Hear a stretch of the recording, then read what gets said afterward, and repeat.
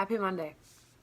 I ask you guys, please, to consider listening to this message and sharing this out, because it's been a while since I have shared something so pressing. So I'm looking to see, because my friend Flint Fowler from Flint, Michigan was going to join us on here through voice stream. So I'm waiting to see if we can figure out how to navigate that so that a resident of Flint, Michigan can join us through voice on this video. So I gotta wait and see. I don't see any options. Hey Florlisa, I see that you're watching, but I'm not seeing the option to bring you on. So I think you might have to request it. I'm not sure. But basically, you guys, today's message is, talking about the 3 people that have just died in Flint, Michigan because of the water crisis. This crisis is not over. And, I wrote down their names. Last night, Florlisa and I were talking. Yeah, no join button. I don't understand. All right, so Florlisa was going to join us in on this tonight, just to give a little bit of her take. And she has a lot more information than I do. But 3 people have recently just died, you guys, because of the Flint water crisis, because of the Legionnaires that they contracted through the water. They're saying that this crisis is over. Still, we have no justice for anybody. They keep on delaying these court cases. But before I talk about anything else, I really want to just mention these names, you guys. So the 3 people, I wrote them down. I'm actually familiar with one of them. Lori Carter. Lori Carter just passed away. Jasmine McBride. Jasmine was a 30-year-old young lady who contracted Legionnaires at the height of the water crisis. She, you can type in Florlisa, yeah.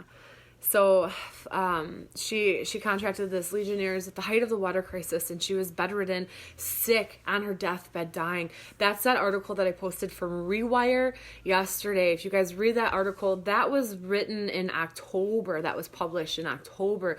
They interviewed Jasmine right before she died. And so those are her words. That article was her before she died. She's gone now.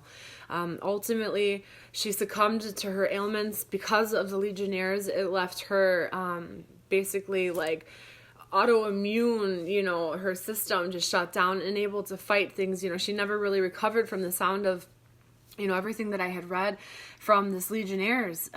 So people are still dying from the Legionnaires that was contracted in the height of the water crisis. So Lori Carter, Jasmine McBride, 30 years old, and Lila Kabil. I'm not sure how to say her last name, Cabbil. I wrote this stuff down. She was actually on the People's Water Board. You guys, all 3 of these people, I don't know if there's any connection or not. But it is interesting to me that all 3 of these people that have just died in Flint, Michigan, because of the Flint water crisis, more dead, that you're not going to see on the news. You're not. These are the pages you guys have to watch and listen to, because this is where the truth comes in. I do have these inside connections, so if you guys want to know what's going on, it's important that you pay attention to pages like Project Flint or the Flint Water Class Action Group or Arthur Woodson, Florlisa Fowler. But it's interesting to me, all 3 of these people did have connections, ties to some form of activism regarding the Flint water crisis. And it really does make me think a lot about, Matt McFarland. Oh my gosh, I'm having a brain fart right now. I forgot the other one's name. It'll come to me. But, so it's really important that you guys know this, that the world knows this. Please share this video out and let everybody know that the Flint water crisis is not over. Now we have a new governor in office, and she's getting rid of Todd Flood. Todd Flood is now being taken off of any kind of legal counsel and being replaced with a team of lawyers. So this is crazy stuff, you guys, if you're not understanding and grasping what's going on in the city of Flint, Michigan. 12 people already died. And now there's 3 more, and who knows how many else died in the past because of this. I know that there's been some investigations going on trying to uncover a lot of the deaths that happened in this window of time. This is a city that has ultimately perished because of what's been inflicted upon them, and it's still continuing to happen. So a very short message for everybody is that the Flint water crisis is not over, and it really requires everybody to help get this message out, that people are still dying. Young, vibrant, full of life people are still dying. Jasmine McBride, 30 years old. 30 years old. That's 1 year younger than me. Yeah, I cried last night just thinking about all these people. Fleur-Lisa and I were talking back and forth, and it really hit me. It really hit me. More people gone, and yet more people in the nation unaware and unbelieving to what's really happening in the city of Flint, Michigan. I'm very worried about my friend Fleur-Lisa. Speaking of autoimmunity disorders, because of the bacteria that she contracted in Flint, Michigan, she is autoimmune, and that means essentially that anything could happen. She's not getting any answers from anybody. This Stenoptrophomonas meltophilia superbug that has been contracted into her lung, all on the left side of her body too. It's interesting. She says everything on the left side of her body is always targeted. Whenever she has a problem, it's always the left side of her body. And during these times, these winter months, Fleur-Lisa really struggles with health ailments. She's even been called once before by the people in the state of Michigan an anomaly, which leads me to wonder if they knew about this, if they expected that she should be dead, or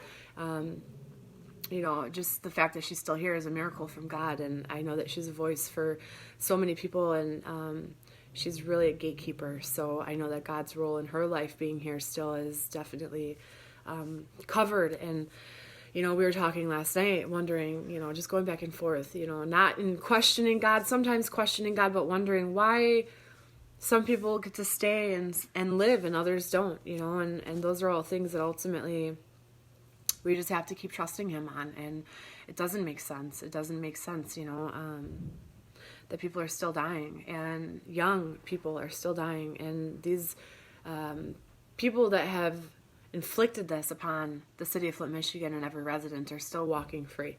So it's really scary and disheartening news for every American citizen out there. And if you don't comprehend the words that I'm saying to you, then you are numb. You are absolutely numb.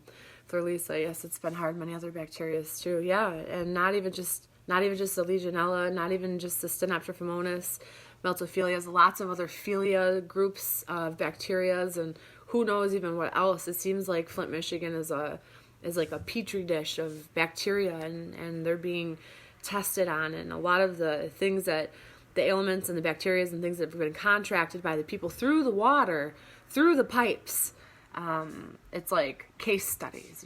What an amazing opportunity for these universities, right, to come in there and study these people and never give them any answers or help, just watch them slowly die, but never help them.